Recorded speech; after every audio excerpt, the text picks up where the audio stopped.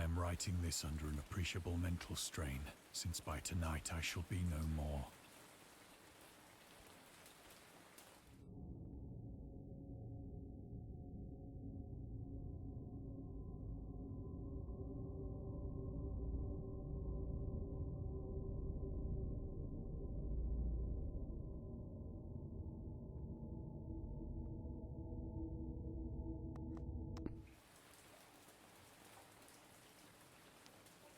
Penniless, and at the end of my supply of the drug which alone makes life endurable, I can bear the torture no longer, and shall cast myself from this garret window into the squalid street below.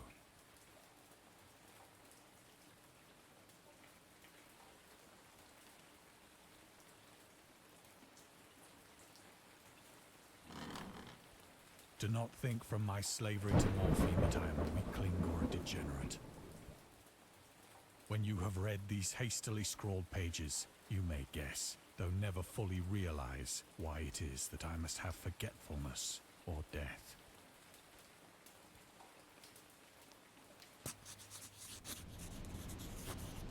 It was in one of the most open and least frequented parts of the broad Pacific that the packet of which I was supercargo fell a victim to the German sea raider.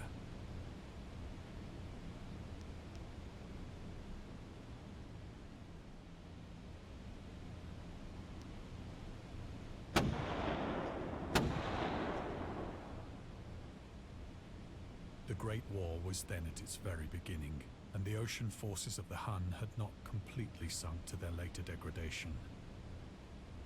So that our vessel was made a legitimate prize, whilst we of her crew were treated with all the fairness and consideration due us as naval prisoners.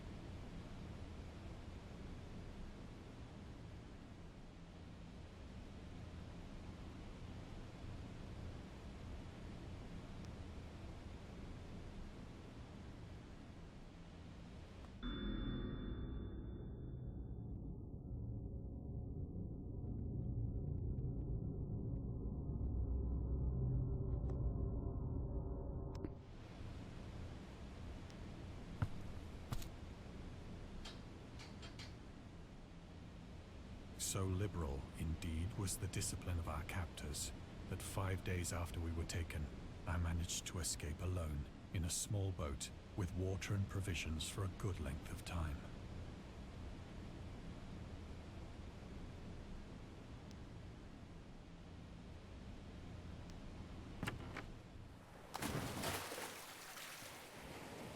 When I finally found myself adrift and free, I had but little idea of my surroundings. Never a competent navigator, I could only guess vaguely by the sun and stars that I was somewhat south of the equator. Of the longitude, I knew nothing, and no island or coastline was in sight.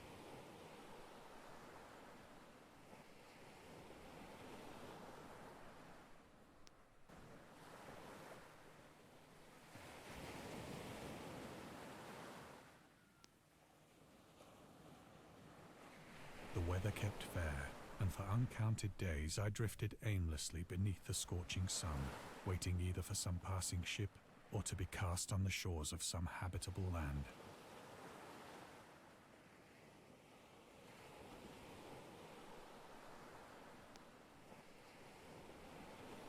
But neither ship nor land appeared, and I began to despair in my solitude upon the heaving vastness of unbroken blue. The change happened whilst I slept. Its details I shall never know, for my slumber, though troubled and dream-infested, was continuous.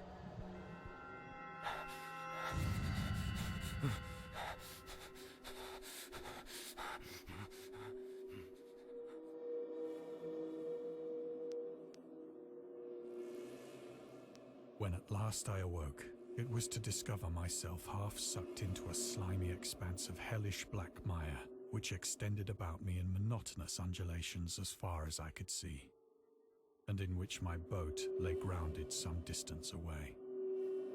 Though one might well imagine that my first sensation would be of wonder at so prodigious and unexpected a transformation of scenery, I was in reality more horrified than astonished, for there was in the air and in the rotting soil a sinister quality which chilled me to the very core. The region was putrid with the carcasses of decaying fish and of other, less describable things which I saw protruding from the nasty mud of the unending plain. Perhaps I should not hope to convey in mere words the unutterable hideousness that can dwell in absolute silence and barren immensity. There was nothing within hearing and nothing in sight save a vast reach of black slime. Yet the very completeness of the stillness and the homogeneity of the landscape oppressed me with a nauseating fear. The sun was blazing down from a sky which seemed to me almost black in its cloudless cruelty, as though reflecting the inky marsh beneath my feet.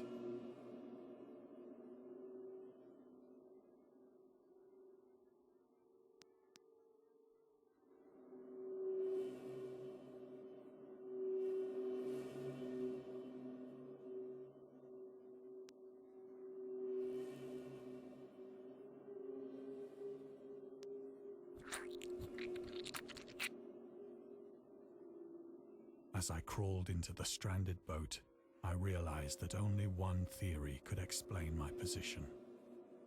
Through some unprecedented volcanic upheaval, a portion of the ocean floor must have been thrown to the surface, exposing regions for which innumerable millions of years had lain hidden under unfathomable watery depths. So great was the extent of the new land which had risen beneath me, that I could not detect the faintest noise of the surging ocean, straining my ears as I might.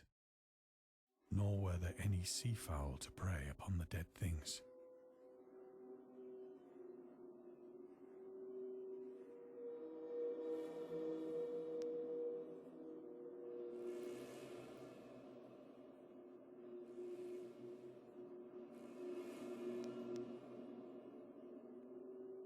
For several hours I sat thinking or brooding in the boat, which lay upon its side and afforded a slight shade as the sun moved across the heavens.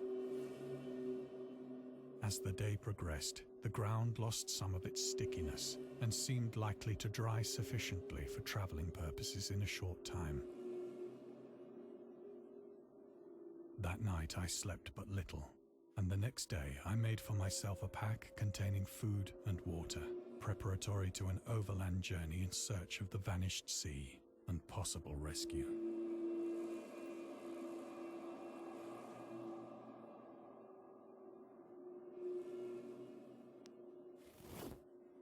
On the third morning, I found the soil dry enough to walk upon with ease. The odor of the fish was maddening, but I was too much concerned with graver things to mind so slight an evil, and set out boldly for an unknown goal.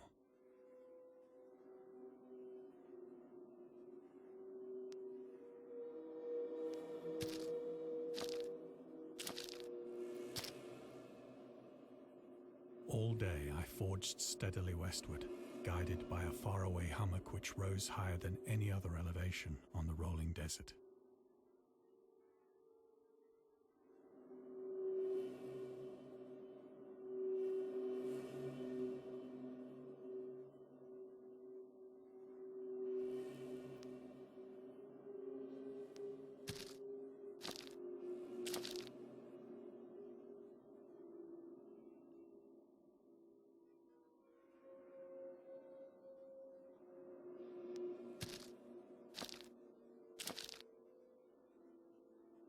That night, I encamped, and on the following day still travelled toward the hummock, though that object seemed scarcely nearer than when I had first espied it.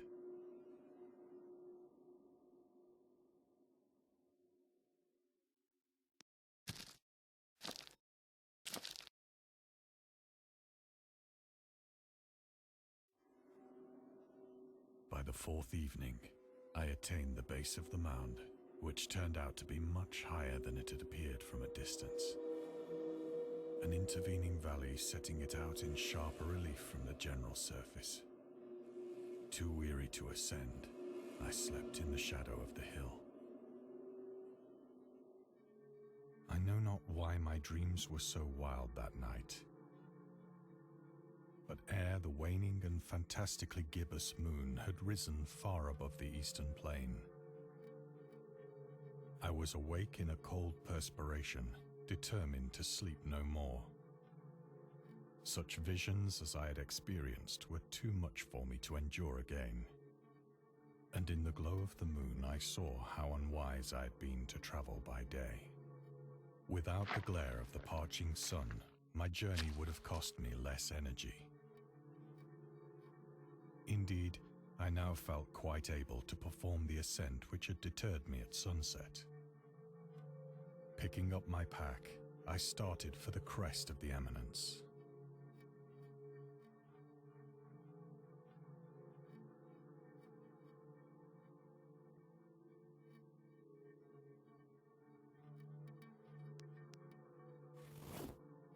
I have said that the unbroken monotony of the rolling plain was a source of vague horror to me. But I think my horror was greater when I gained the summit of the mound and looked down the other side into an immeasurable pit or canyon, whose black recesses the moon had not yet soared high enough to illumine. I felt myself on the edge of the world, peering over the rim into a fathomless chaos of eternal night. Through my terror ran curious reminiscences of Paradise Lost, and of Satan's hideous climb through the unfashioned realms of darkness. As the moon climbed higher in the sky, I began to see that the slopes of the valley were not quite so perpendicular as I had imagined.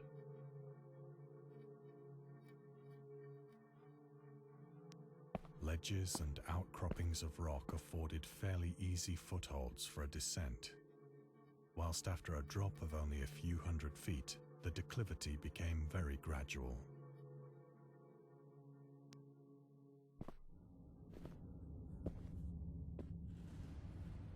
Urged on by an impulse which I cannot definitely analyze, I scrambled with difficulty down the rocks and stood on the gentler slope beneath, gazing into the Stygian deeps, where no light had yet penetrated. All at once, my attention was captured by a vast and singular object on the opposite slope, which rose steeply about 100 yards ahead of me.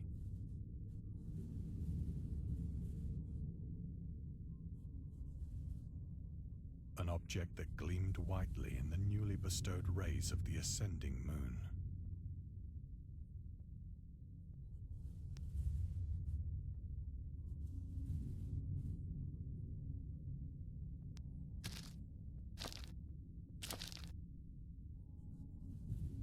That it was merely a gigantic piece of stone, I soon assured myself. But I was conscious of a distinct impression that its contour and position were not altogether the work of nature.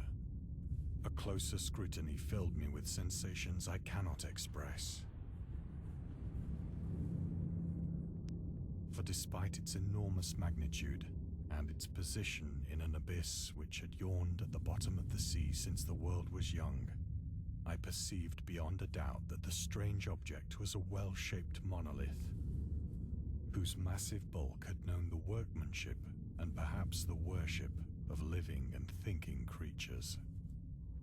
Dazed and frightened, yet not without a certain thrill of the scientist's or archaeologist's delight, I examined my surroundings more closely.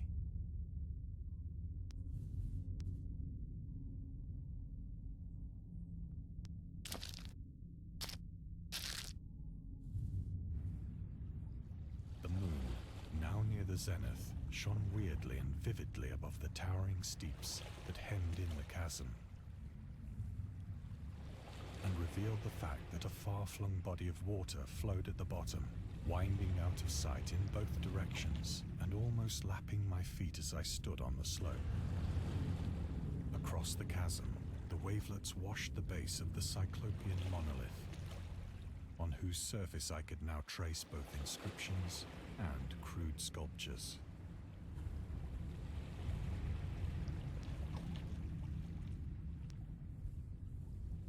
The right writing was in a system of hieroglyphics unknown to me and unlike anything I'd ever seen in books, consisting for the most part of conventionalized aquatic symbols such as fishes, eels, octopi, crustaceans, mollusks, whales, and the like. Several characters obviously represented marine things which are unknown to the modern world, but whose decomposing forms I had observed on the ocean-risen plain. It was the pictorial carving, however, that did most to hold me spellbound.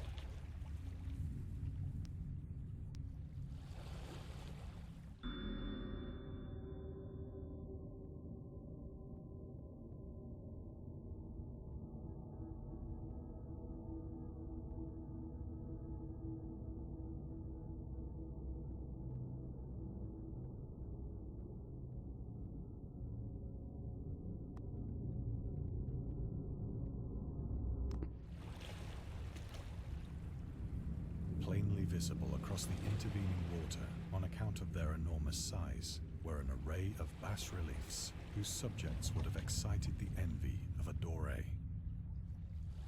I think that these things were supposed to depict men, at least a certain sort of men, though the creatures were shown disporting like fishes in the waters of some marine grotto, or paying homage at some monolithic shrine which appeared to be under the waves as well. Of their faces and forms I dare not speak in detail, for the mere remembrance makes me grow faint, grotesque beyond the imagination of a Poe or a Bulwer. They were damnably human in general outline, despite webbed hands and feet, shockingly wide and flabby lips, glassy, bulging eyes, and other features less pleasant to recall. Curiously enough, they seem to have been chiseled badly out of proportion with their scenic background, for one of the creatures was shown in the act of killing a whale, represented as but little larger than himself. I remarked, as I say, their grotesqueness and strange size, but in a moment decided that they were merely the imaginary gods of some primitive fishing or seafaring tribe. Some tribe whose last descendant had perished eras before the first ancestor of the Piltdown or Neanderthal man was born. Awestruck at this unexpected glimpse into a past beyond the conception of the most daring anthropologist, I stood musing whilst the moon cast queer reflections on the silent channel before me. Then, suddenly, I saw it. With only a slight churning to mark its rise to the surface, the thing slid into view above the dark waters. Polyphemus-like and loathsome, it darted like a stupendous monster of nightmares to the monolith, about which it flung its gigantic scaly arms, while it bowed its hideous head and gave vent to certain measured sounds.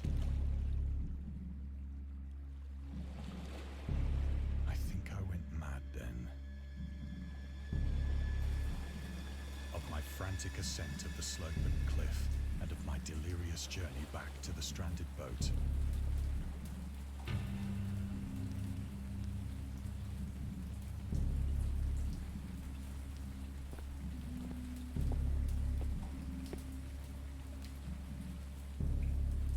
I sang a great deal and laughed oddly when I was unable to sing.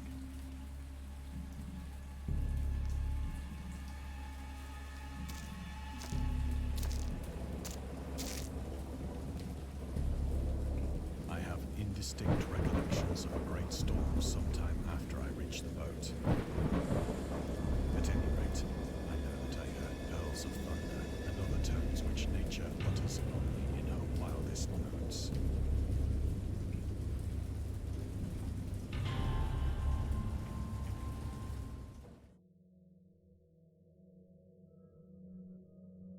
When I came out of the shadows, I was in a San Francisco hospital.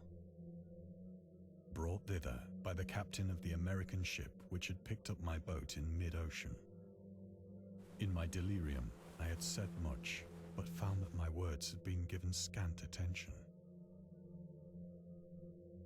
Of any land upheaval in the Pacific, my rescuers knew nothing.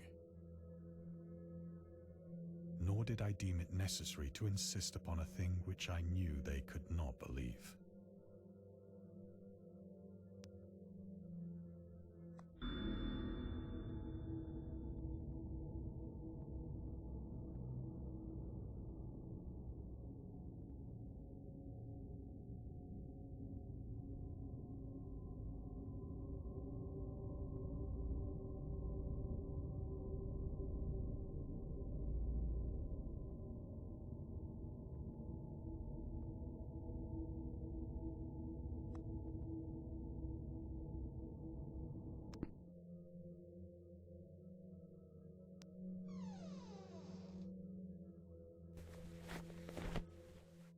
Once I sought out a celebrated ethnologist and amused him with peculiar questions regarding the ancient Philistine legend of Dagon, the fish god.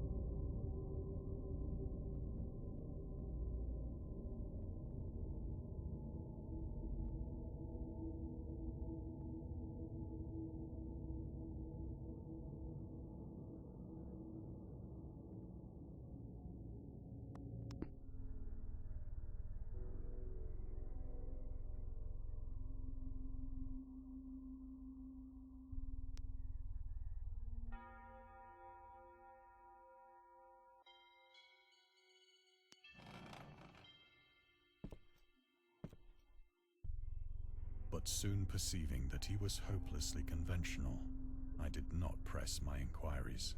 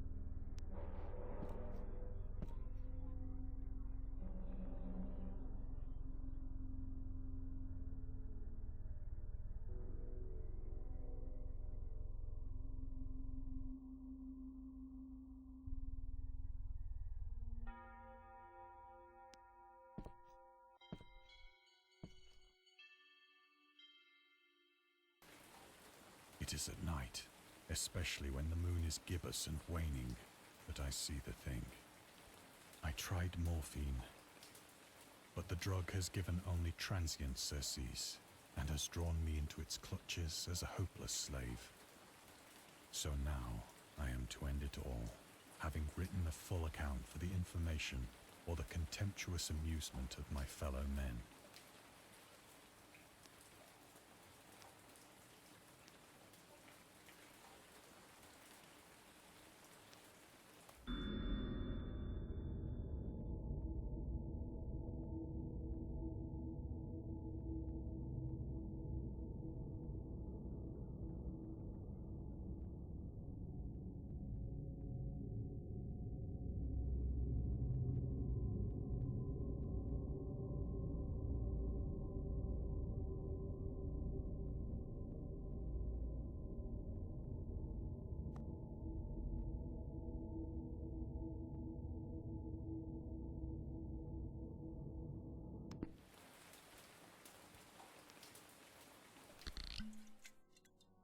Often, I ask myself if it could not all have been a pure phantasm, a mere freak of fever as I lay sun-stricken and raving in the open boat after my escape from the German man-of-war. This I ask myself, but ever does there come before me a hideously vivid vision in reply. I cannot think of the deep sea without shuddering at the nameless things that may at this very moment be crawling and floundering on its slimy bed, worshipping their ancient stone idols and carving their own detestable likenesses on submarine obelisks of water-soaked granite. I dream of a day when they may rise above the billows to drag down into their reeking talons the remnants of puny, war-exhausted mankind.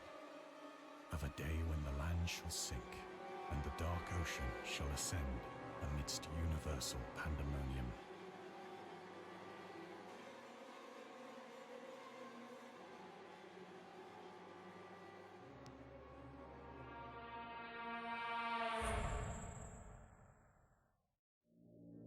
The end is near. I hear a noise at the door, as of some immense slippery body lumbering against it.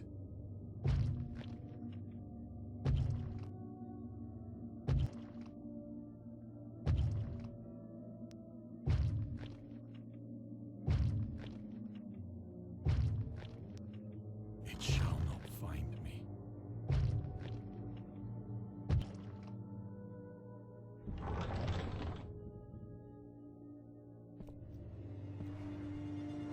God, that hand!